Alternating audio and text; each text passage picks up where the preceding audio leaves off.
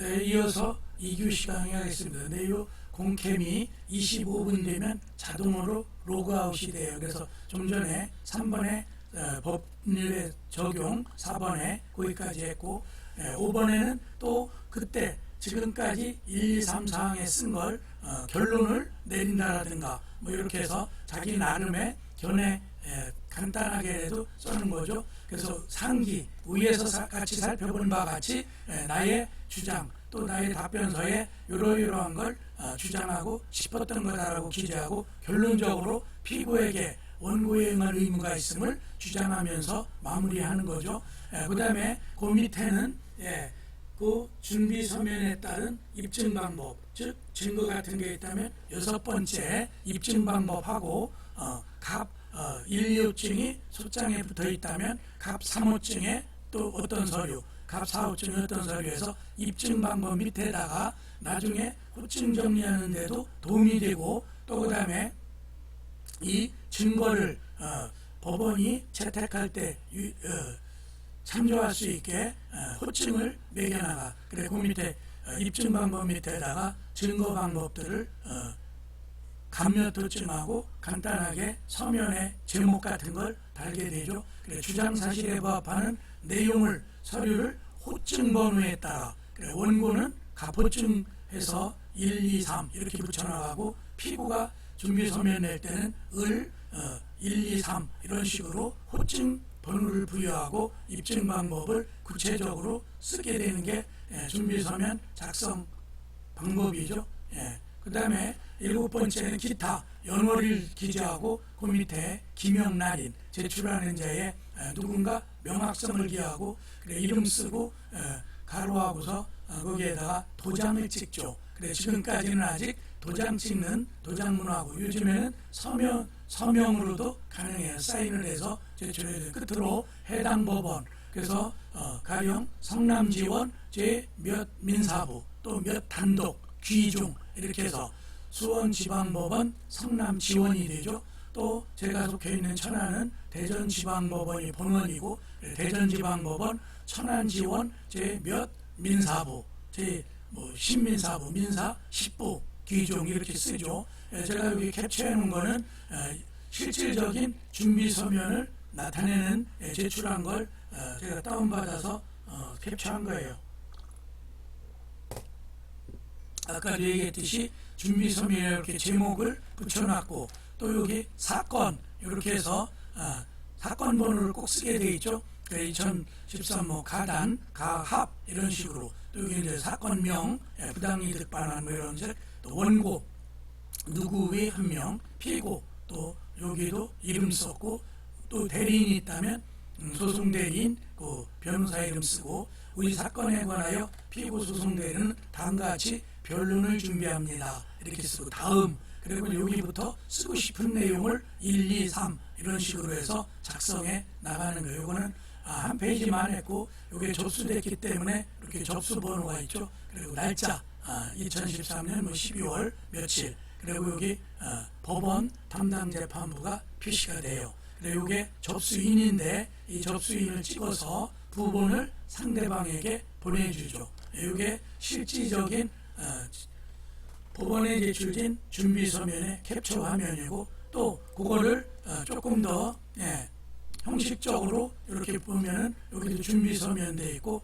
이건 이제 한글 파일로 작성한 거죠. 사건 몇 앞에 접수 연도고 나 하면은 합의 사건이죠. 또 여기 이제 접수 번호, 신용카드 이용대금 사건 명칭이고 원고는 카드이사가 반환 신용카드 대금을 납부하라는 그런 거겠죠. 또 피고는 그 이제 고객 우리 사건에 관한 피고는 다음같이 변론을 준비합니다. 그리고 다음 이하에다가 뭐 지급 명령이를 안 하는 상태지만 면책 대기를 한다. 또 이왕 그렇게 어쩔 수 없이 또 이렇다. 또 파산 면책 사실을 원고 측에 알렸으나 계속 추심을 해와 피고는 아주 뭐 힘들기도 했고 그래서 자기는 개인 파산 신청 또 면책 신청을 했으니까 그에 따라서 귀하의 카드 대금도 면책 소지가 있다. 그리고 여기 날짜 쓰고 또 피고의 이름 여기다 이제 도장 이렇게 찍어야 되겠죠. 서울중앙지방법원 제3 민사부 귀중 이렇게 해서 재판부를 제일 마지막에 표시해요. 그래서 이런 형식이 일반적인 준비서면 형식이에요. 그 다음에 변론 준비 절차, 또 다른 말로는 주장과 증거의 정리 절차라고 하죠. 변론 준비 절차의 의의는 변론이 효율적이고 집중적으로 실시될 수 있도록 민사소송 절차의 한 부분으로 답변서를 제출한 후 변론 기회에 앞서 쟁점과 증거를 정리하는 절차를 넓게 변론 준비 절차. 그리고 이렇게 오늘 강의하게 되는 변론의 준비라는 뜻은 본격적인 심리를 들어가기 전에 미리 당사자가 주장하는 내용을 쟁점을 정리도 하고 또 앞으로 향후 제출할 증거가 확보된 것을 미리 현출시켜서 원고는 원고대로 증거를 준비하고 또 피고는 피고대로 항변에 뒷받침이 될 증거, 그걸 전체적으로 정리하는 절차가 변론준비 절차. 그래서 이런 변론준비 절차가 강조되는 이유는 집중심리주의. 그래서 본심리 들어가면 미리 준비 절차에서 나타난 그 증거를 중심으로 또 거기에서 쟁점을 정리한 그걸 바탕으로 원고 측의 준비 서면도 그렇게 제출해야 되고 피고도 그러한 준비 절차에 나타난 걸 준비 서면으로 제출해달라는 의미도 있고 증거도 그때 정리했던 걸 중심으로 제출해라. 또 중간에 불이익 주기 위해서 갑자기 또 엉뚱한 증거 제출한다든가 하면 변론이 지연될 수도 있고 그러니까 이 변론 준비 절차를 거쳐서 정리된 증거 중심으로 재판하겠다. 이게 변론 준비 절차의 의의죠. 준비 절차 진행은 법원은 합의의 사건을 심리할 때를 기준으로 해서 필요하다고 인정될 땐 부원, 좌배석, 우배석 판사죠. 소송의 전부나 일부 또는 특정한 쟁점에 대한 변론의 준비 절차를 명해서 그때 이 준비 절차 명에 따라서 그 임명 받은 자 그걸 수명법관이라고 하죠.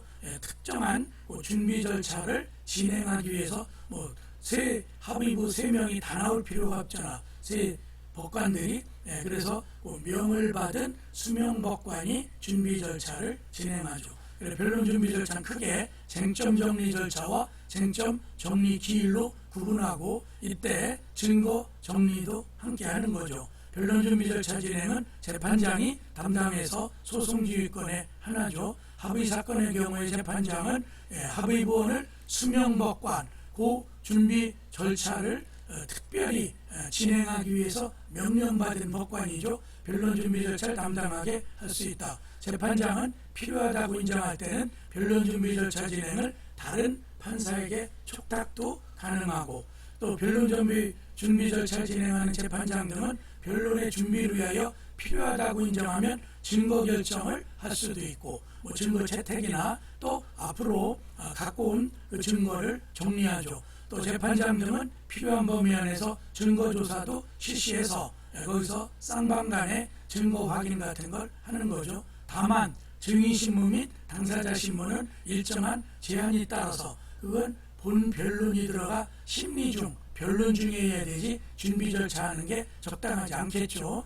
변론 기일에 출석하기 어려운 경우 이럴 때 민사소송법 313조에 해당하는 경우에만 예외로 증인신문 이런 그 본심리 절차에 해당하는 걸 준비 절차에서도 예외는 할 수 있죠. 원칙적으로 그런데 증인신문이나 그 증거조사는 본 변론 들어가서 하는 게 원칙이에요. 또 변론 준비 절차에서 서증, 서류에 의한 증거죠. 또 검증, 일정한 오감에 의해서 그 유형물 같은 걸 확인하는 감정, 또 감정, 전문가의 식견에 따라 그 전문가 의견을 듣는 걸 감정. 그래서 우리가 부동산 감정평가사 이런 직업도 있죠. 주장 및 증거를 정리하고 이를 바탕으로 나아가 변론의 증인신문 및 당사자 신문을 집중 심리하기 위한 예비 절차를 하는 거예요. 변론 준비 절차에서는 화해, 조정.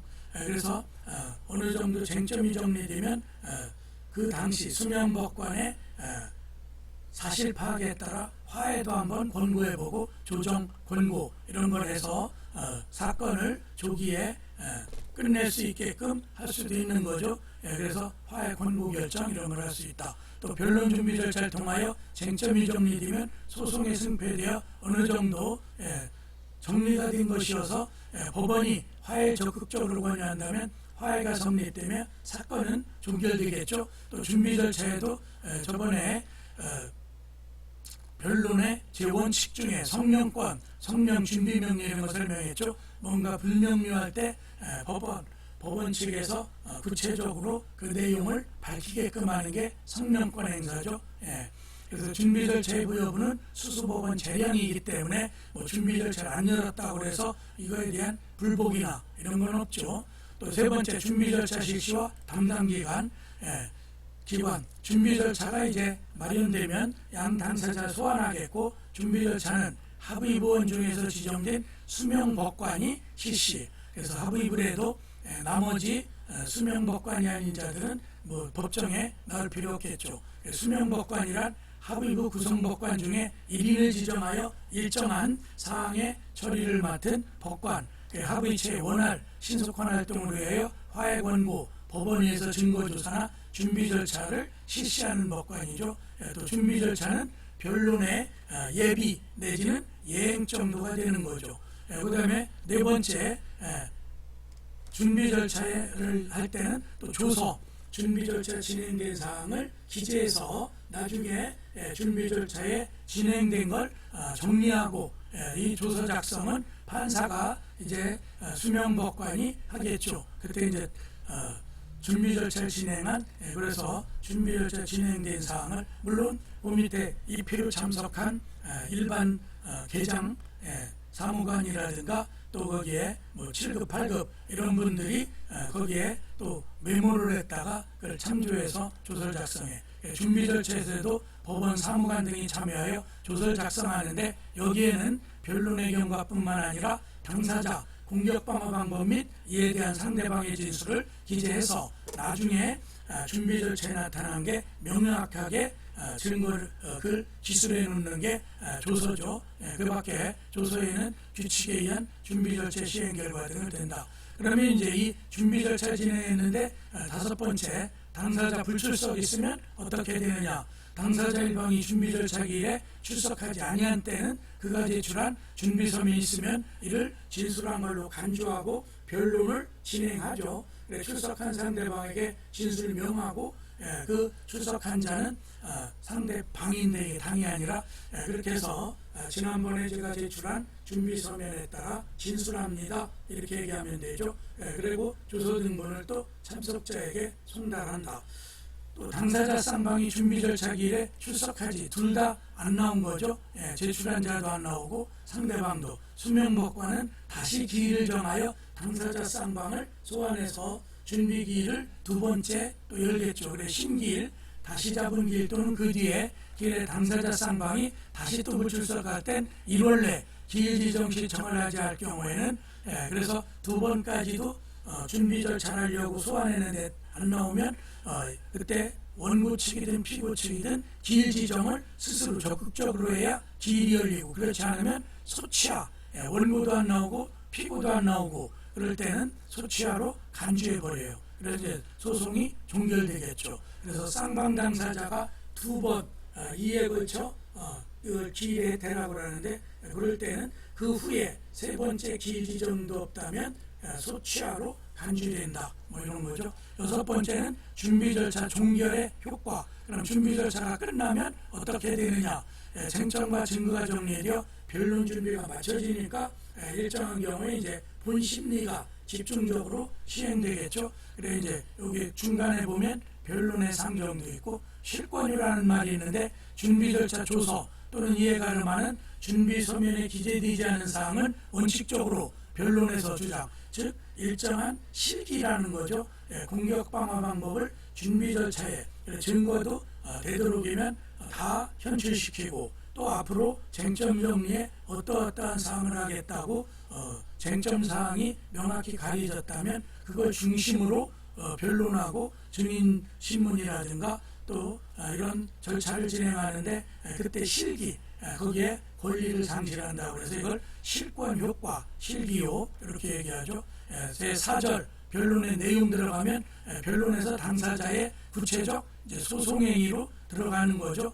변론의 내용은 변론은 원고가 소장에 기재된 청구 취지를 진술하고 피고가 이에 대해 반대 신청을 함으로써 전개되는 이제 공격 방어가 본격적으로 이루어지죠. 참고와 방패. 또 이때 이루어지는 걸 소송 행위라고 그래. 민사소송법에서는 당사자에 의하여 소송의 결과가 좌우되는 일이 많아서 이것이 행위론의 중심. 그리고 우리 민법 배울 때 법률 행위론 배웠죠. 의사표시를 필수 요소로 하는 법률 요건이다. 뭐 이런 거죠.